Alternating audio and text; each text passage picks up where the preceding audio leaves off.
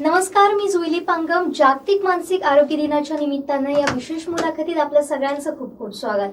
आज आपण 21व्या शतकाकडे वाटचाल करतोय, परंतु अजूनही मानसिक आरोग्याबद्दल आपण जागरूकता दिसत नाही आपल्यामध्ये.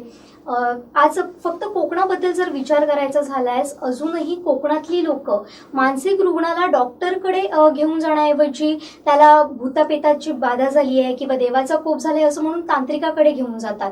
तर याबाबत सविस्तर चर्चा करण्यासाठी आज आपल्या सोबत आहेत प्रसिद्ध मनोविकार तज्ञ डॉक्टर रुपेश पाटकर.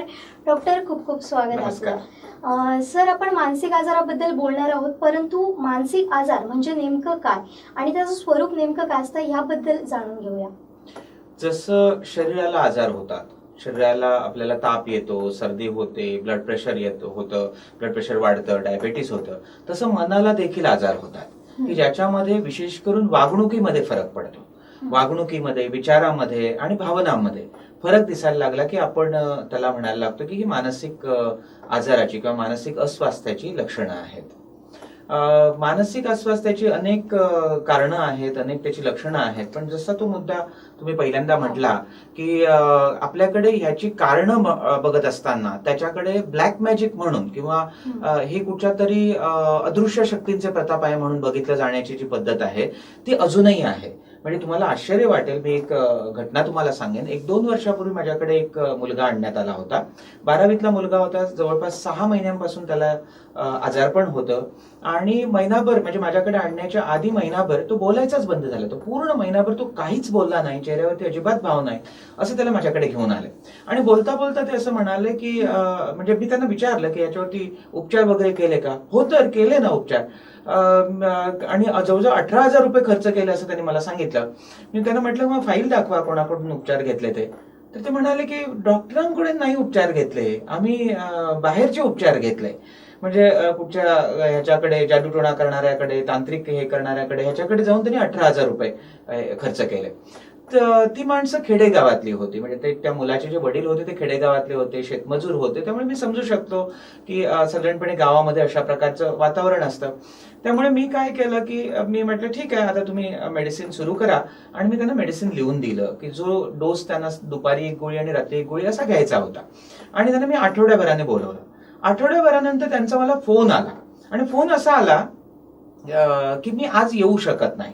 तर मी त्याला दुसरा प्रश्न विचारण्याच्या अगोदर हे विचारलं की तुमच्या मुलाला किती बरं वाटलं? तर ते म्हणाले रुपयातलं 60 पैसे बरं आहे. मग मी म्हटलं की का आणत नाही आहात? तर त्यांनी मला सांगितलं सीमेबाहेर जाऊ नको म्हणून सांगितलंय. म्हणजे जिथं 18,000 रुपये खर्च करून तुम्हाला काही इफेक्ट मिळाला नाही आणि दुसऱ्या बाजूला तुम्ही मेडिसिनचा 8 दिवसाचा डोस घेतला आणि तुम्हाला 60% बरं वाटलं आणि तरीही तुम्हाला फेथ हिलिंग वरती किंवा जादूटोण्यावरती विश्वास वाटतो. हे झालं एखाद्या गावातल्या व्यक्तीचं उदाहरण. पण अलीकडचंच मी तुम्हाला एक प्रसंग सांगतो की क्वालिफाईड माणसं, म्हणजे आई वडील दोघंही चांगले शिकलेले, वडील इंजिनियर, आई पण सरकारी खात्यामध्ये नोकरीला आहेत आणि त्यांचा मुलगा जो 10वीला आहे आणि त्याला 10वीच्या परीक्षेचं टेन्शन आणि सध्या लॉकडाऊन वगैरे हा जो इश्यू झाला त्याच्यामुळे तो मुलगा स्ट्रेसमध्ये गेला आणि त्यांनी त्या स्ट्रेससाठी त्याला माझ्याकडे घेऊन आलंय. त्याच्यानंतर मी त्याला काउन्सिलिंग केलं, काही अँटीडिप्रेसंट त्याला द्यावे लागले. त्याच्यानंतर तो इम्प्रूव्ह झाला. पण इम्प्रूव्ह झाल्यानंतरही त्यांच्या आई वडिलांच्या डोक्यात हे असं राहिलं की हे कोणीतरी आमच्या विरोधात केलेलं आहे.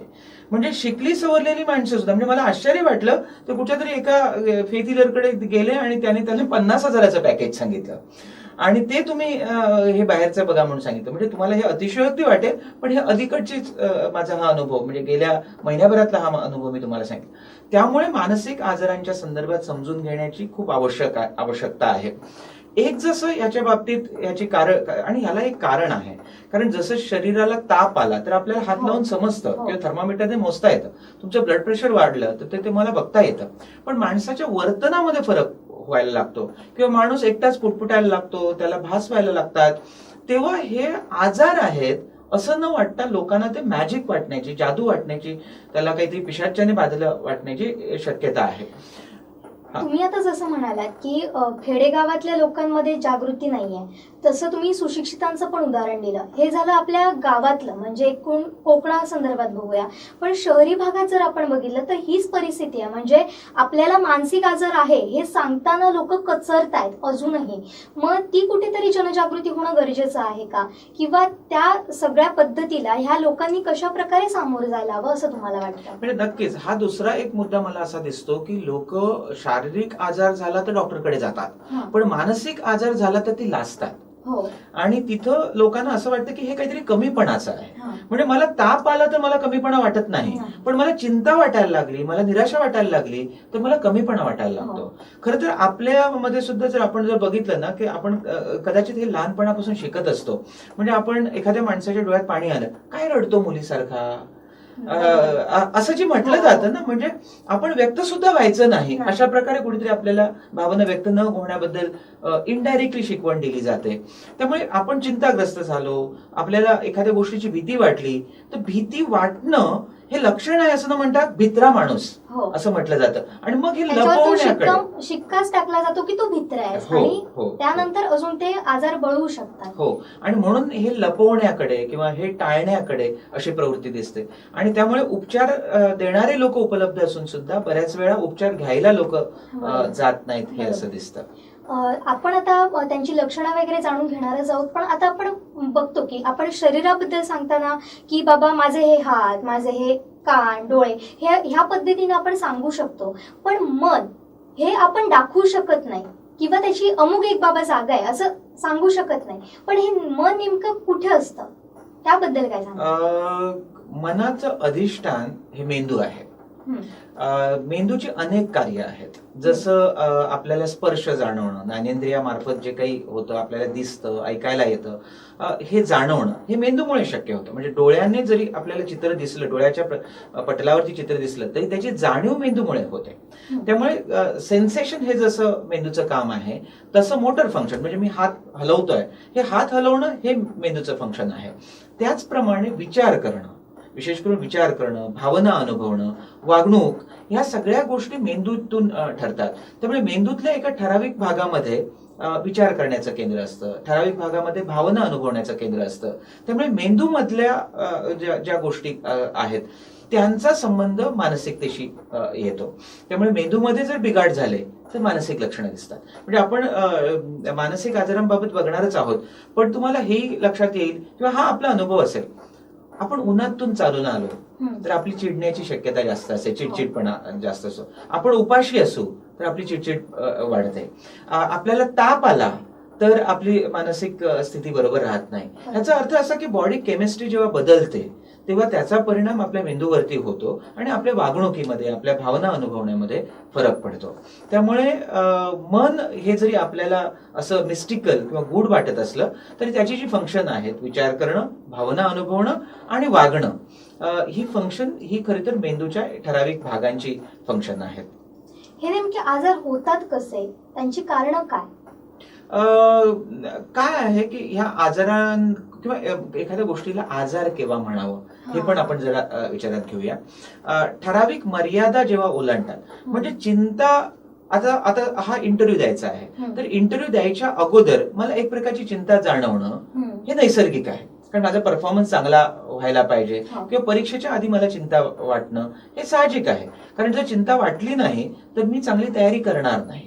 किंवा एखादी गोष्ट गमावल्यानंतर मला थोडंसं उदास वाटणं हेही साहजिक आहे. पण जेव्हा ही लक्षणं, म्हणजे तुम्हाला वाटणारी चिंता, तुम्हाला वाटणारी उदासी, ही एका ठराविक मर्यादेच्या पलीकडे जाते. म्हणजे आपण असं म्हणता येईल की तुमच्या व्यक्तिगत जीवनामध्ये किंवा तुमच्या शैक्षणिक जीवनामध्ये किंवा तुमच्या कौटुंबिक जीवनामध्ये ह्या सगळ्या लक्षणामुळे हस्तक्षेप होतं असं वाटायला लागलं की आपण त्यांना मानसिक आजार असं म्हणू शकतो. आता ही लक्षणं नेमकी कशी दिसून येतात, म्हणजे आपण कसं म्हणू शकतो की एखाद्या माणसाला मानसिक आजार आहेत, हे आपण कसं ओळखू शकतो? पहिल्यांदा आपण हे लक्षात घेऊया की जसे शारीरिक आजार अनेक प्रकारचे आहेत तसे मानसिक आजार पण अनेक प्रकारचे आहेत. म्हणजे मानसिक आजार हा एक आजार नाही, त्याचे आपण जर ब्रॉड क्लासिफिकेशन केलं, म्हणजे मोठ्या पातळीवरती त्याचं वर्गीकरण केलं तर दोन प्रकारचे आपल्याला आजार दिसतात. एक दिसतात ते म्हणजे गंभीर स्वरूपाचे आजार त्यांना आपण म्हणूया की सिव्हिअर मेंटल डिसऑर्डर, जे पॉप्युलेशन मध्ये 1% of the population is suffering. म्हणजे आपण आता जाऊन 100 माणसांना गोळा केलं तर त्याच्यातली एका माणसाला हा गंभीर स्वरूपाचा मानसिक आजार असेल, आणि 10% लोकांना, म्हणजे 100 पैकी 10 लोकांना हे सौम्य स्वरूपाचे मानसिक आजार असते. त्यामुळे हे आजार हे आपण समजून घेतलं पाहिजे, त्याचं गांभीर्य समजून घेतलं पाहिजे. नंतर आपण लक्षणांकडे येऊ शकतो. लक्षणांकडे येण्याच्या अगोदर मी थोडंसं कारणांविषयी पण बोलेन. जसं आपण म्हटलं की ह्याच्या कारणांमध्ये ब्लॅक मॅजिक नाही, तर दुसरं आपण असं म्हटलं की मेंदू मधली केमिस्ट्री बदलते. आणि मुन्नाभाईच्या सिनेमामुळे एक शब्द आला होता, केमिकल लोचा. म्हणजे मानसिक आजारांच्या कारणामध्ये केमिकल लोचा, म्हणजे आपण जेव्हा विचार करतो तेव्हा मेंदूमध्ये वेगवेगळ्या प्रकारचे चेताद्रव, ज्यांना न्यूरो ट्रान्समिटर म्हटलं जातं, त्या चेताद्रवामध्ये फरक पडला की माणसाच्या वागणुकीमध्ये, त्याच्या भावना अनुभवण्यामध्ये, त्याच्या विचार करण्यामध्ये फरक पडतो. त्यामुळे हे एक कारण. जसं जैविक कारणं आहेत तशी सामाजिक कारणंही आहेत, तशी मानसिक कारणंही आहेत. म्हणजे आपल्याला स्ट्रेस असेल, कंटिन्युअस स्ट्रेस असेल तर आपल्याला त्याच्यामुळे मानसिक आजार येऊ शकतो. सामाजिक परिस्थिती बदलली, म्हणजे जसं आता आपल्याला असं दिसतंय की कोविडच्या सिच्युएशनमुळे लॉकडाऊन झालं, लोक लॉकडाऊनमुळे घरी राहिली, रुटीन ब्रेकअप झालं, लोनलीनेस आला, आणि ह्या सगळ्यामुळे प्रत्येक चौथ्या माणसाला एक तर चिंता आहे ना, तर निराशा आहे. अशा प्रकारची आपल्याला हे दिसतात. त्यामुळे त्याची कारणं जैविक आहेत, तशी सामाजिक आणि मानसिक कारणं सुद्धा मानसिक आजारांमध्ये आहेत. आता तू जो प्रश्न विचारला होतास तो लक्षणांच्या बाबतीतला, तर लक्षणं सुद्धा परत आजाराप्रमाणे वेगवेगळी दिसतात. म्हणजे आपण चिंतेचाच आजार घेतला तर चिंतेची सगळी लक्षणं आपल्याला माहिती आहेत. म्हणजे आपल्याला एखाद्या गोष्टीची चिंता वाटायला लागली तर एक तर मानसिक दृष्ट्या आपण एकाग्र होऊ शकत नाही, आपलं लक्ष लागत नाही, बेचैनी वाटायला लागते, एका जागेवर बसवत नाही, आणि त्याचबरोबर शारीरिक लक्षणं पण दिसायला लागतात.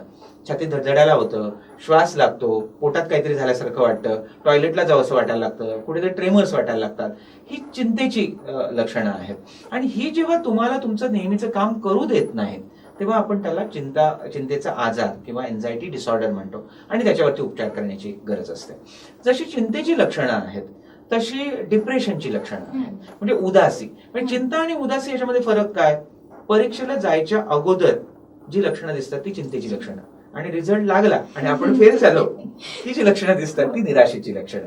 ओके, म्हणजे आपण काहीतरी गमावलं की आपल्याला जे वाटतं, उदास वाटतं, होपलेस वाटतं, हेल्पलेस वाटतं, आपल्याला काही सेल्फ इस्टीम राहिला नाही, वर्थलेसनेस वाटायला लागतो, मग आपली झोप कमी होते, भूक कमी होते, ही निराशेची लक्षणं आहेत.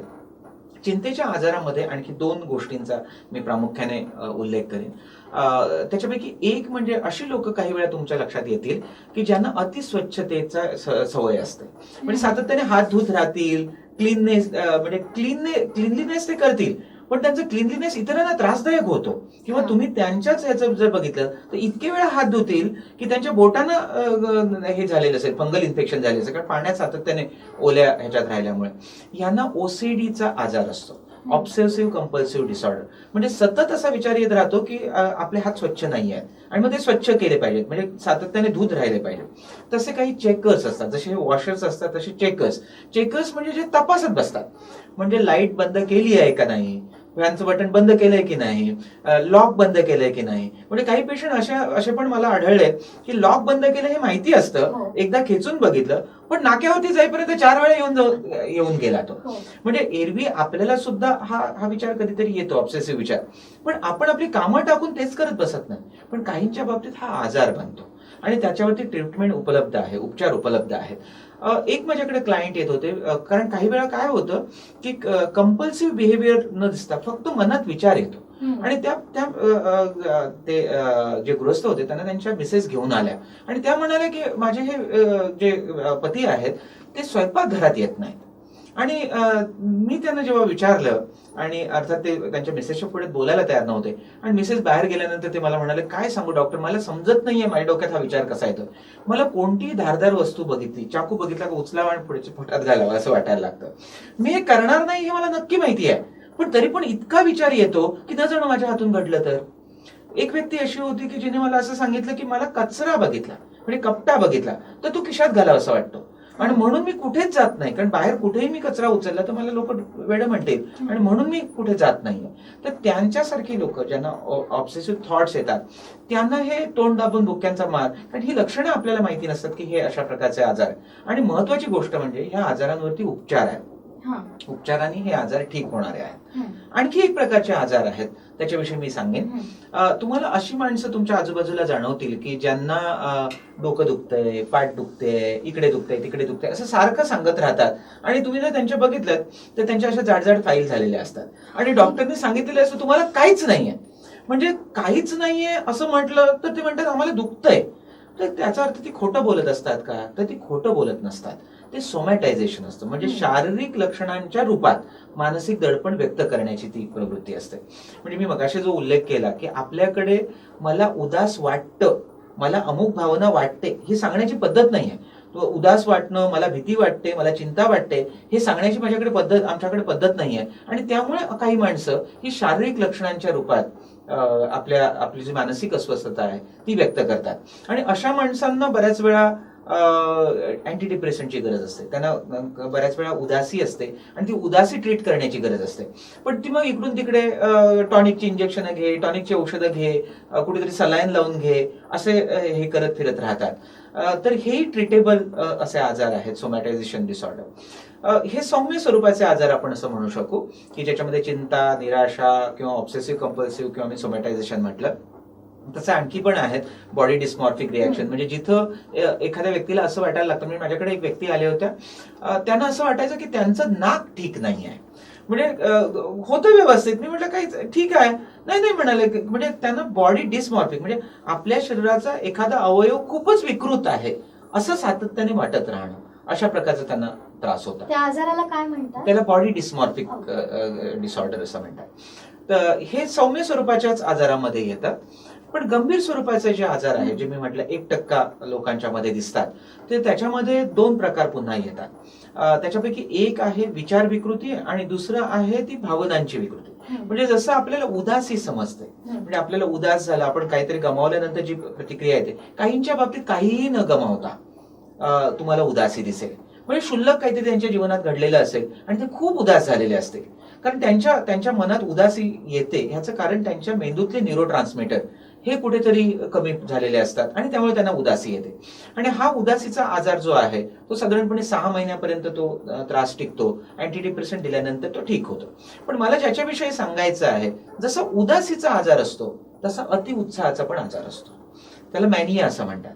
आणि म्हणजे दुनिया मेरी जेब में कसा हा माणूस हे करेल. म्हणजे मला आठवतं, मी जेव्हा मेंटल हॉस्पिटलला काम करायचो तेव्हा ते आमच्याकडे एक पिऊन होते, आणि माझी स्कूटी होती, आणि मी स्कूटी घेऊन हॉस्पिटलमध्ये यायचो.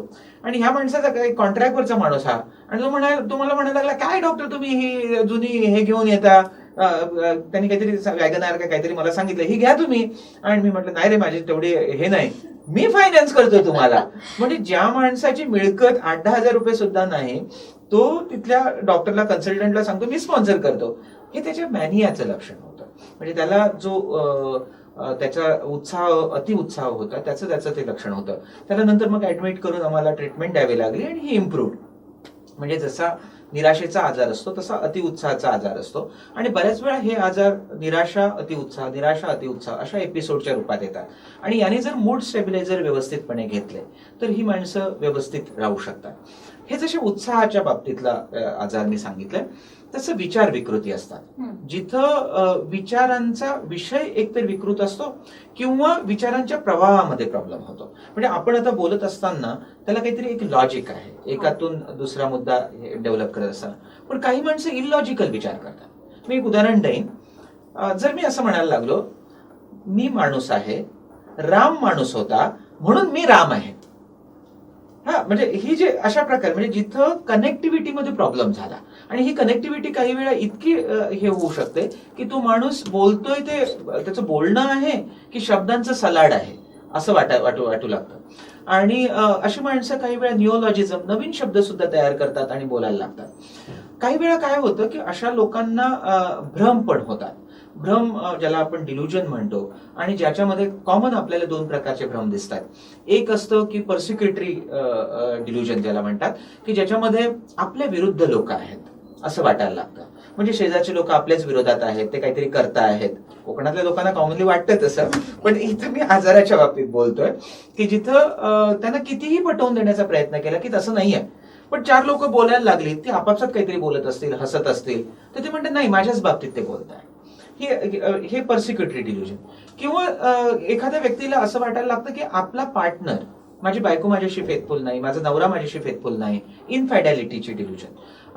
म्हणजे साधारणपणे सामान्य माणसाकडे जाऊन एखादा माणूस म्हणायला लागला की माझी बायको माझ्याशी फेथफुल नाही, तिचं कुठेतरी अफेअर आहे, तर म्हणजे जो संशय आपण जो म्हणतो तो संशय, तर तिथं सामान्य माणसाला ते खरं वाटू शकतं. पण सायकॅट्रिस्ट कडे कोणी जर असा संशय व्यक्त केला तर माझ्या डोक्यात पहिल्यांदा ह्याला बहुतेक भ्रमविकृती आहे, ह्याला भ्रमाचा आजार हे आहे. आणि हे जोपर्यंत पॉझिबल आहे, म्हणजे जिथं वास्तवातल्या गोष्टी जोपर्यंत आहेत तोपर्यंत ठीक असतं, म्हणजे तोपर्यंत ते लोकांच्या लक्षात येत नाही.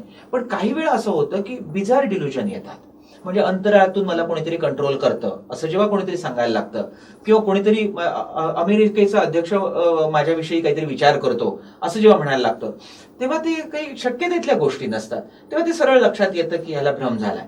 पण जर त्या शक्यतेतल्या गोष्टी भ्रमाच्या ह्याच्यामध्ये असतील तर बऱ्याच वेळा लोकांच्या लक्षात येत नाही. दुसरं मला इथं नमूद करावं असं वाटतं की जेव्हा माणसाला मानसिक आजार होतो तेव्हा बाकीचे सगळेच त्याचे जे फंक्शन्स आहेत, मानसिक जी काही कार्य आहेत ती बिघडतात असं नाही.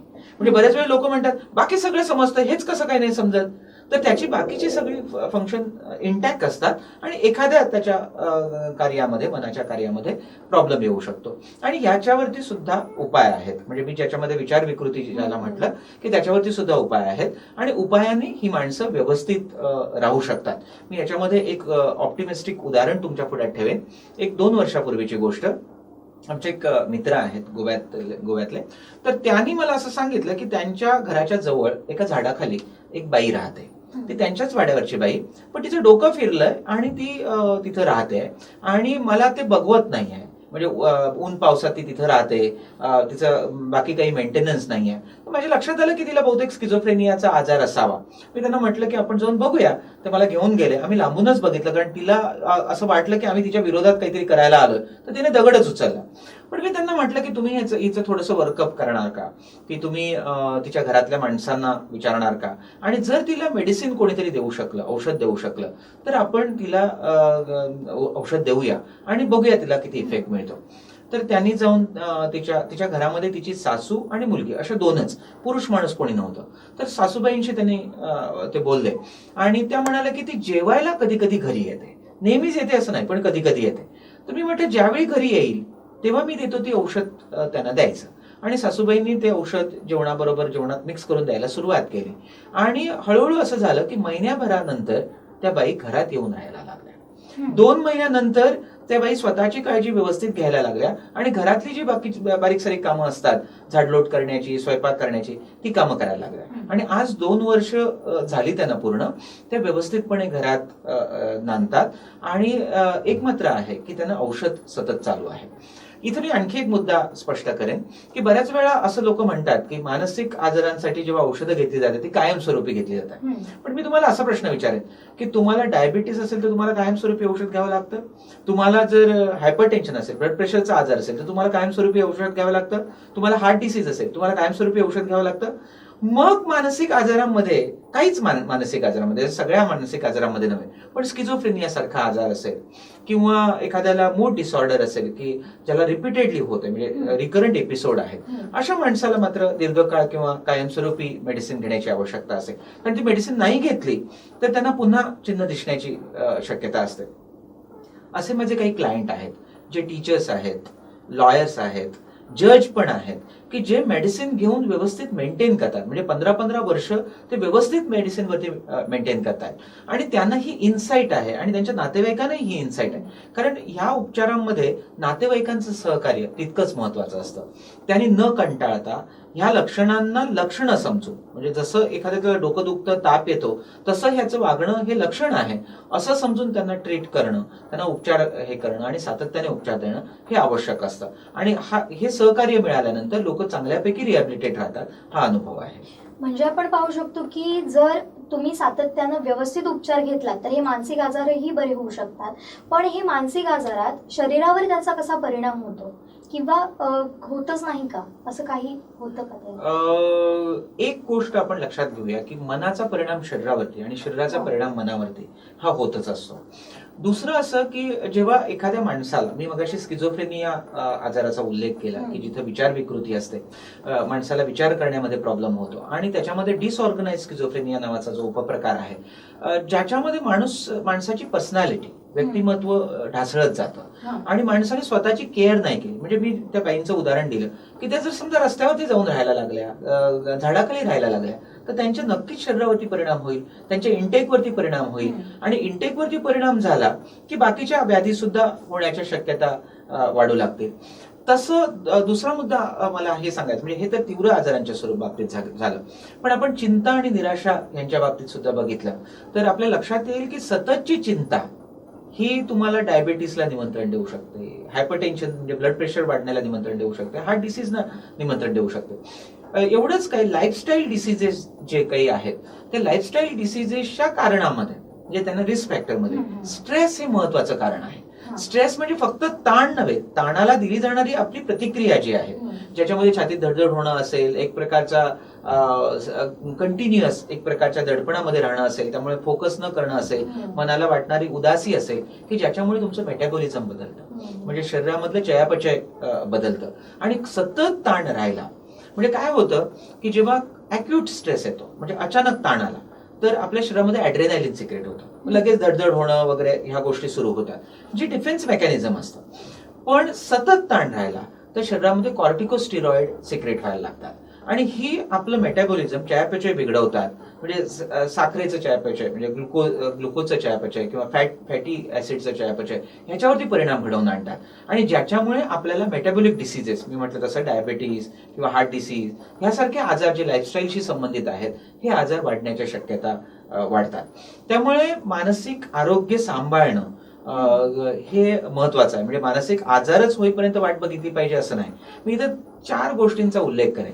एक तर मानसिक आजार जे ज्यांचा आपण आता चर्चा केली ते एक.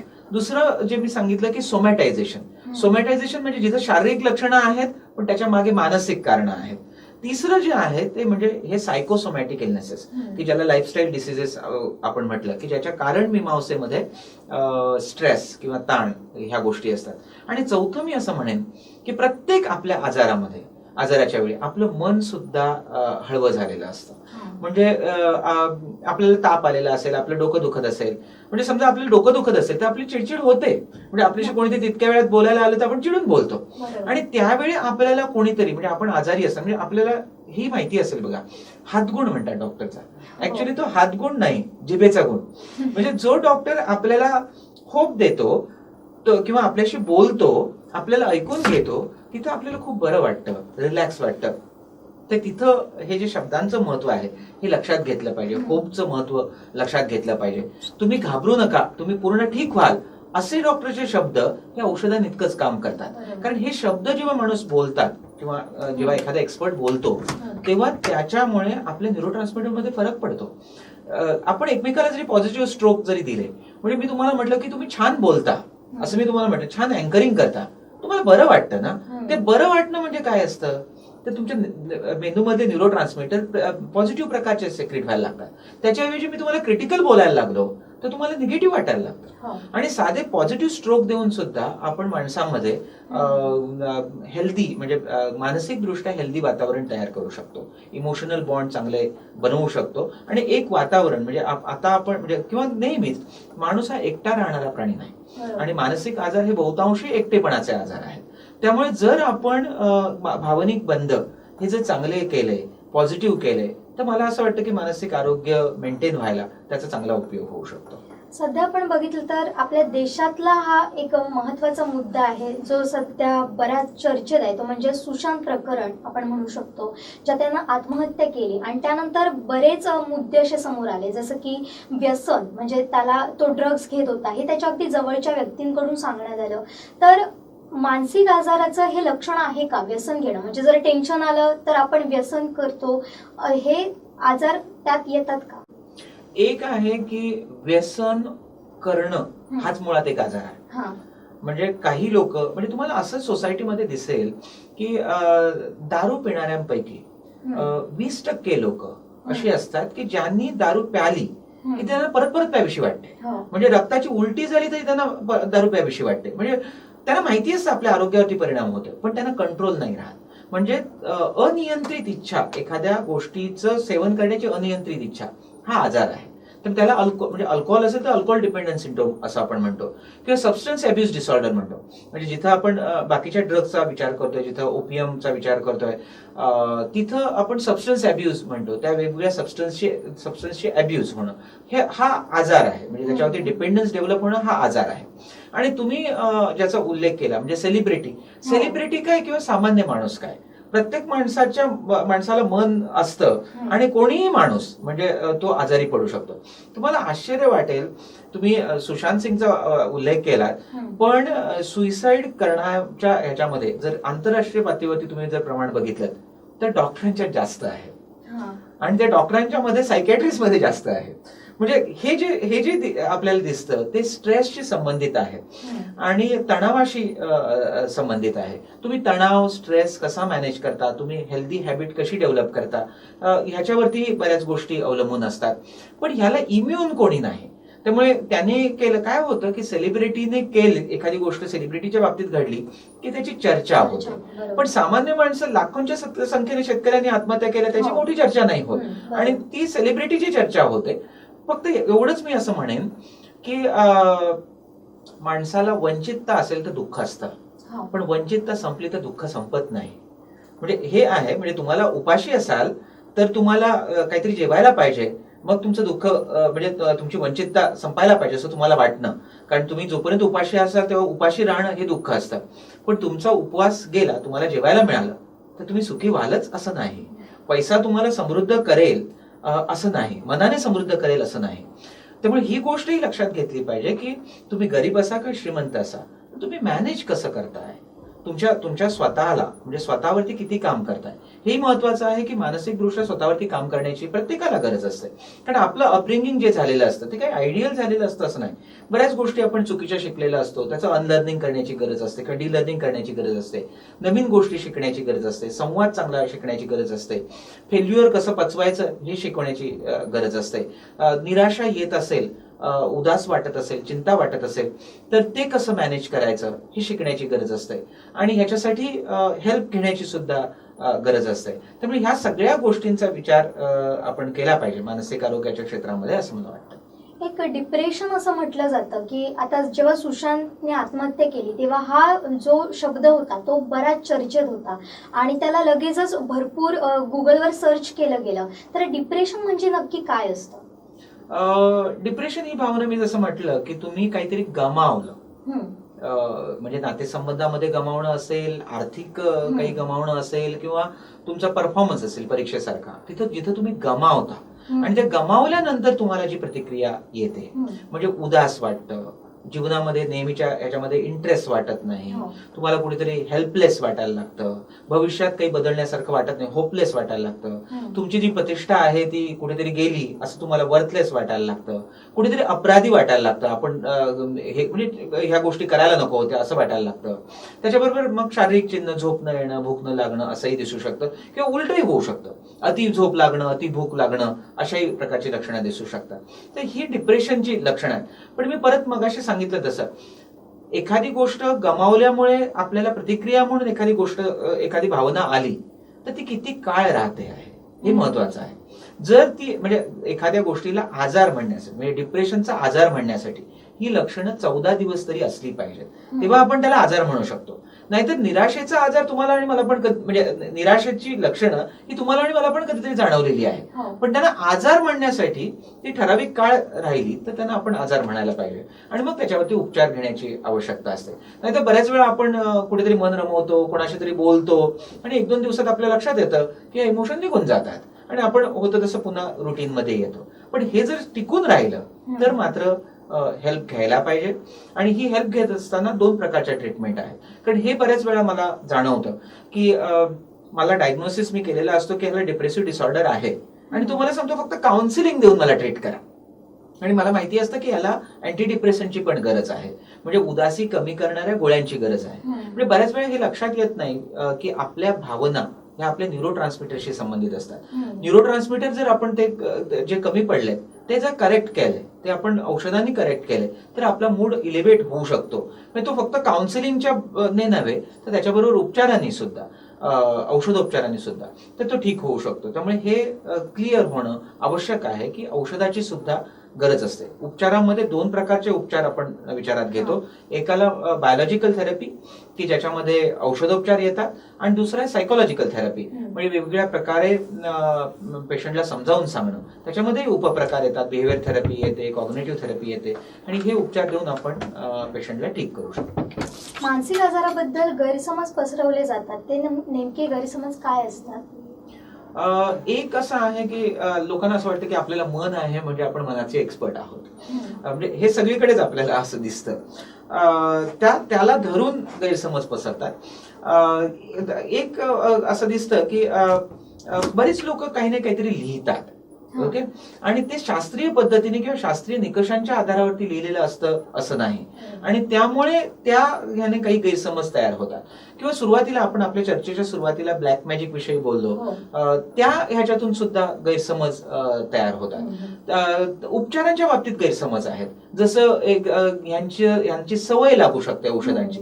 सगळ्याच औषधांची सवय लागत नाही. काही औषधं तुम्हाला घ्यावीच लागतात, आणि ती नाही घेतली तर तुम्हाला सिम्पटम सातत्याने येत राहणार. त्यामुळे हा जो गैरसमज, म्हणजे अनेक ले पर्सन एकमेकाला सांगतात की सायकॅट्रिस्टची औषधं घेऊ नका, ती मग सवय लागते. पण ज्यांना अनुभव काहीच नसतो, पण सांगोवांगीच्या गोष्टी ते करतात, आणि अशा प्रकारे करतात. सो औषधोपचारांच्या विषयीचे गैरसमज, कारणांच्या विषयीचे गैरसमज, आणि लक्षणांच्या बाबतीतले गैरसमज हे आपल्याला दिसतात. जर आपलं मानसिक स्वास्थ्य टिकवून ठेवायचं असेल तर आपण म्हणजे दिवसाच्या सुरुवातीला असं काही करू शकतो का, ज्याने आपलं मानसिक स्वास्थ्य टिकून राहील? नक्कीच.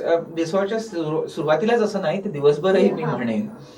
दिवसाच्या सुरुवातीला आपण काही योगासनं वगैरे जर केली, breathing exercise, meditation, relaxation technique आपल्याकडे वेळ असेल तर ती आपल्याला दिवसभर तजेला ठेवायला मदत करतात. त्याबरोबर मला असं वाटेल की आपला संवाद हा पॉझिटिव्ह स्ट्रोक देणारा असेल. म्हणजे आपण ऑफिसमध्ये गेलो, समोरच्या व्यक्तीला आपण स्माइल दिला, तर स्माइल देऊन आपण काही खर्च करत नाही ना. पण मला असं लक्षात येतं की खूप लोक कंजूशी करतात, नुसतं स्माइल द्यायला सुद्धा कंजूशी करतात, किंवा एखाद्याला चांगलं म्हणायला कंजूशी करतात. म्हणजे जे आपल्याला चांगलं दिसतं ते चांगलं म्हणा, आणि ते पुन्हा म्हणजे पुन्हा आपल्याकडेच येतं. म्हणजे मी जर तुम्हाला स्माइल दिली, तुम्ही मला स्माइल द्यालच. मी तुम्हाला म्हटलं की तुम्ही छान कपडे घातलेत आज, तर तुम्ही मला अप्रिशिएट करालच. सो हे जे आहे पॉझिटिव्ह देणं, त्याने आपण दिवसभर अशा प्रकारची हे ठेवू शकतो. तिसरी महत्वाची गोष्ट मला अशी वाटते की ह्युमरस, विनोद बुद्धी असणं. म्हणजे प्रत्येक विसंगतीमध्ये विनोद बुद्धीने त्या विसंगतीवरती बोट ठेवता येणं. म्हणजे पु ल देशपांड्यांनाच व्यक्ती आणि वल्ली सापडल्या असं नाही, आपल्याही आजूबाजूला व्यक्ती आणि वल्ली असतात. तुम्हालाही कदाचित माझ्यामध्ये एखादी अशी लकब जाणवेल की जी तुम्ही माझ्या नंतर कोणाशी तरी शेअर करून त्याची चेष्टा करू शकता. तर अशा आपल्यामध्ये असतात, आणि हे हेल्दी पातळीवरती हे आपण एकमेकाला जर आपण शेअर केलं किंवा आपण ह्युमरस राहिलो, तर मला असं वाटतं की आपण हे जीवन आहे ते फार सुंदर बनवू शकतो. म्हणजे आपल्याकडे आर्थिक दृष्ट्या आपण खूप काही मिळवलं नाही तरी प्रत्येक क्षण आपल्याला छान बनवता येऊ शकतो असं मला वाटतं. त्याच्यामध्ये अपडाऊन चालू राहणार. म्हणजे असं कधीच होणार नाही की अगदी स्मूथ चाललंय आणि खूपच छान गुडी आहे, असं नाही होणार. अपडाऊन चालू राहणार, आणि जेव्हा डाऊन असतो तेव्हाच अप जेव्हा आपण येतो त्याला मजा असते. म्हणजे काहीतरी आपण हे केल्यानंतर जो आपला अचिव्हमेंटचा आनंद असतो त्याच्यामध्ये मजा असते. तर मला असं वाटतं की ह्या जीवनाकडे आपण जर असं बघितलं तर जीवन छान आहे. शेवटी जाता जाता या निमित्तानं आमच्या दर्शकांना काय आवाहन कराल? मी असं म्हणेन की तुम्ही हसत राहा. प्रत्येक गोष्ट आपल्या आजूबाजूला घडणारी जी आहे त्याच्या मागे ज्या आपल्या हातात गोष्टी आहेत त्या बदलण्याचा प्रयत्न करा. ज्या आपल्या हातात नाहीत त्या स्वीकारण्याचा प्रयत्न करा. म्हणजे कवितेच्या ओळीत सांगायचं तर, जे टाळणे अशक्य दे शक्ती ते सहाय्या, जे शक्य साध्य आहे निर्धार दे कराया, मज काय शक्य आहे अशक्य काय, माझे मला कळाया दे बुद्धी देवराया. धन्यवाद सर, आपण आलात, आमच्याशी मनमोकळेपणाने गप्पा मारल्या त्याबद्दल आपले खरंच आभार. धन्यवाद.